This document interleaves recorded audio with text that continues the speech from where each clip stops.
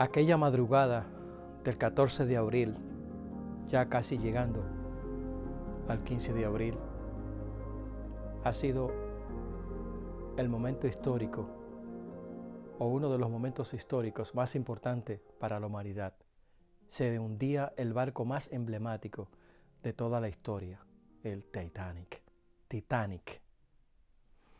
Se hundía porque había chocado con un témpano de hielo gigantesco de varios kilómetros de largo. En aquellos momentos, la tripulación atemorizada empezaba a lanzar los botes al agua para que las mujeres y los niños salieran primero. Murió más de la mitad de la tripulación y de los pasajeros que iban en el barco, casi cerca de 1.500 personas. El Titanic había salido de Inglaterra, había zarpado para New York. Bordeando el mar Atlántico, el océano Atlántico, había llegado a las costas de Terranova, en el Canadá, pero se hundió porque aquel témpano de hielo era más poderoso que el barco y le dio en el lado izquierdo, de tal forma que el agua empezó a entrar al barco de manera profusa. En aquel entonces no se podía usar el ancla de aquel barco gigantesco, porque el ancla los barcos la usan en donde los mares no son tan profundos para que se hunda en la arena o en el fango del agua. Así que la palabra ancla que aparece en el libro de Hebreos tiene una significación tan importante para la humanidad que el apóstol Pablo compara a Jesucristo con el ancla del alma. Y por eso dice Hebreos 6, 19 y 20, tenemos como firme y segura ancla del alma, una esperanza que penetra hasta detrás de la cortina donde está Jesús. El precursor entró una vez, convirtiéndose en sumo sacerdote para siempre, según el orden de Melquisedec.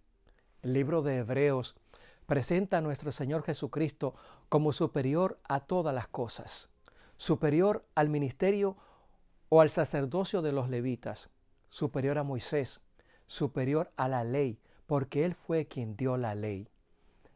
Y en Hebreos el apóstol Pablo hace un paréntesis en el capítulo 5 y 11, 6 y 20, para decirle a la congregación de los hebreos el peligro que corrían de apartarse de la verdadera doctrina y estar conforme en la sinagoga. Gustar de la buena palabra de Dios es experimentar personalmente la verdad del Evangelio. Los poderes del siglo venidero se refieren a los milagros que Dios realizaría por los creyentes en el futuro. La resurrección, la transformación de nuestro cuerpo y la vida eterna. No obstante, los creyentes están comenzando a gustar de ellos en el presente. Han experimentado la resurrección espiritual, una mente renovada. Pablo probablemente, como hemos dicho, tenía en mente la generación del desierto. También nosotros corremos el riesgo de caer en los mismos errores, de dudar de Dios, de sus promesas, de la renovación que ha hecho en cada uno de nosotros. La generación que salió de Egipto y que iba a heredar la tierra prometida, en múltiples ocasiones, ya lo hemos dicho, no cumplió con el cometido para el cual había sido señalada. Así que ellos, en momentos difíciles, cuando no había agua, cuando no había alimentos, se preguntaban, ¿está Dios en medio de nosotros? Y ese era el peligro que se enfrentaba la congregación de los hebreos. Era una congregación, podemos decir, por ejemplo, como la de los Gálatas, la de los Corintios. Ellos habían sido evangelizados de acuerdo al evangelio de Jesucristo. Eran judíos y creían en las leyes mosaicas. Y entonces ahora corrían el riesgo de regresar a las leyes mosaicas, de regresar a los sacrificios de animales, cuando ya el sumo sacerdote, que es Cristo, había muerto y había derramado su sangre por cada uno de ellos, por cada uno de nosotros. Realmente Cristo entró una vez al santuario, al lugar santísimo, para derramar su sangre por toda la humanidad, que era lo que hacían los sacerdotes antiguos. Por eso el sacerdocio de Jesucristo es superior al sacerdocio de Aarón y sus hijos. Recordemos que los hijos de Aarón, Nadab y Abiú, en un momento en que tenían que expiar los pecados del pueblo, habían violado las leyes del sacerdocio, pues se habían emborrachado, habían tomado vino, cosa que era prohibida por las leyes del sacerdocio. Así que murieron al instante. También hubo otros sacerdotes, Eneas y Finés, los cuales cometieron graves errores y fueron desechados o sacados del sacerdocio. El sacerdocio semejante al de Cristo, o si se quiere decir simbólico, fue el de Melquisedec, porque Melquisedec no tenía padre ni madre, y eso era precisamente lo que estaba señalando el Señor cuando decía que Melquisedec no tenía origen humano, queriendo decir que el sacerdocio de Jesucristo no tenía origen humano, sino que era de origen divino. Y por eso el sacerdocio de Cristo fue superior a los levitas, porque la palabra no señala a Cristo como descendiente de la tribu de Leví. Los sacerdotes, para oficiar o ejercer su oficio de sacerdote, tenían que ser descendientes de la tribu de Leví. Melquisedec no era descendiente de la tribu de Leví, era un rey cananeo. Cristo no era descendiente de la tribu de Leví, era descendiente de la tribu de Judá. Dios cambió las leyes del sacerdocio para convertir a Cristo en el sacerdote genuino y perfecto que siempre está intercediendo por cada uno de nosotros, según el orden de Melquisedec, hecho sacerdote para siempre. Tenemos una ancla segura, una esperanza que penetra hasta la cortina detrás del santuario donde está Jesús. Entró una vez, convirtiéndose en sumo sacerdote para siempre, según el orden de Melquisedec. Pisotear al Hijo de Dios, en Hebreos 10 y 29, describe el rechazo al gobierno de Jesús. El título Hijo de Dios le recordaba a la audiencia que Dios ha instaurado a Jesús en su diestra y prometió que pondría a sus enemigos debajo de sus pies, de su estrado. La expresión ha profanado la sangre del pacto se refiere al rechazo del sacrificio de Jesús. Obviamente, los hebreos, por su falta de fe y las situaciones que enfrentaron, los hacía candidatos seguros para apartarse del camino que se le había señalado mediante el Evangelio de Cristo y regresar a la sinagoga, como hemos dicho ya en anteriores situaciones. La congregación de los hebreos corría el riesgo de que no hubiese más sacrificio por los pecados que ellos habían cometido si se apartaban del camino que se le había señalado. Y la advertencia de Hebreos 6 y 4 es muy similar a la advertencia que se encuentra en Hebreos 10 al 26 y al 29. Pablo explica que el rechazo del sacrificio de Jesús dejará a los lectores sin ningún medio de perdón por el pecado. Así que no hay otro camino que no sea el camino de Jesucristo. El autor no dice que no haya expiación por ningún pecado cometido después de recibir el conocimiento de Dios. Dios ha designado a Jesucristo como nuestro sumo sacerdote, como nuestro mediador. Por eso dice el apóstol Juan: hijitos míos, estas cosas os escribo para que no pequéis, pero si alguno pecare, abogado tenéis a Jesucristo el justo. El apóstol Pablo dialoga con los hebreos en su sermón, si se quiere decir, porque de hecho el libro de Hebreos es el sermón más largo que encontramos en la Biblia.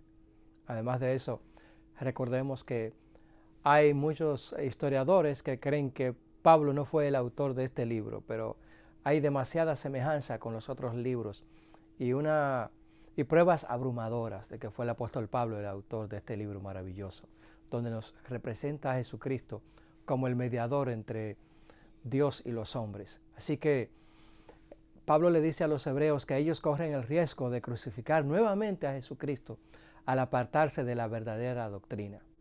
Cuando los dirigentes religiosos de la época en que nuestro Señor Jesucristo fue condenado y a la vez crucificado,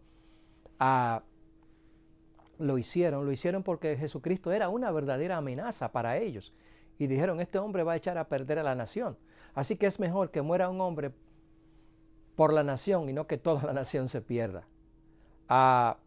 Por lo tanto, ellos querían destruir personalmente a Jesucristo. El Evangelio desafía todas las leyes humanas. ¿Por qué? Porque comienza un nuevo nacimiento en el hombre y el viejo hombre es sepultado.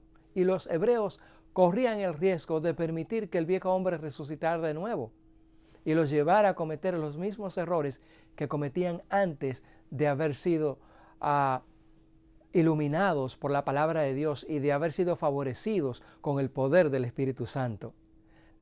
La lucha entre el yo y la mente del ser humano está presente en cada creyente. Debemos de sepultar al yo, renunciar a él, renunciar a los placeres de la tierra por la palabra de Dios, por el reino de los cielos. Dios nos ha garantizado sus promesas mediante el acto de sentar a Jesucristo a su diestra. La ascensión de Jesús tiene el propósito de corroborar la promesa hecha a los creyentes, porque Jesús ascendió como un precursor de la salvación de Dios para nosotros. Jesús es el ancla del alma.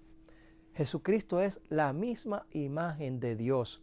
Él fue superior al sacerdocio de los levitas, fue superior a Moisés y fue superior a la ley porque Él fue quien dio la ley. Cristo es el ancla del alma, nuestra seguridad. Recordemos que todavía el ancla es un símbolo para la humanidad. La gente se tatúa y se pone ancla en su cuerpo para significar que ellos tienen confianza en lo que hacen. Nuestra confianza está en Jesucristo y Él es el ancla del alma. Me encanta esta metáfora del apóstol Pablo cuando dice Jesús, el ancla del alma. Recordemos que el ancla era el instrumento más importante para salvar a la tripulación de un barco cuando venían las tormentas, para que el barco estuviese seguro y no fuera hundido en el mar profundo. Así que Dios garantizó por medio de sus promesas a sus hijos de que su vida no se hundiría y que llegarían a puerto seguro cuando adoptaran el ancla que es Jesucristo para salvar a la embarcación cuando está a punto de hundirse. Dios nos garantizó mediante sus promesas la manera en cómo podemos obtener este tipo de salvación en medio de las dificultades. También el salmista nos habla cuando nos dice que Dios juró por sí mismo que va a cumplir sus promesas, porque Él era mayor que todos, así que juró por sí mismo que cumpliría las promesas que había hecho al pueblo. En segundo lugar, Dios nos ha garantizado sus promesas mediante el acto de poner a Jesucristo a su diestra. El apóstol Pablo dialoga con los hebreos en su sermón, si se quiere decir, porque de hecho el libro de Hebreos es el sermón más largo que encontramos en la Biblia. Tenemos como firme y segura el ancla del alma. Una esperanza que penetra hasta detrás de la cortina del santuario, donde está Jesús, nuestro precursor. Entró una vez, convirtiéndose en sumo sacerdote para siempre, según el orden de Melquisedec. Cristo es el ancla del alma, y cuando el barco se está hundiendo, debemos de recurrir a Él, para que Él pueda agarrarnos en sus brazos y no permitir que vayamos hacia la izquierda ni hacia la derecha. Al igual que los hebreos, corremos el riesgo de que nuestra fe flaquee, pero cuando vienen esos momentos de pruebas, es bueno saber que Cristo es el ancla del alma, y cuando estamos sujetos a Él, nuestra embarcación está segura. Las depresiones, los momentos de temor de la economía, los vientos de guerra, todas las situaciones están en sus manos. Él es el ancla del alma, Él es el ancla de la humanidad.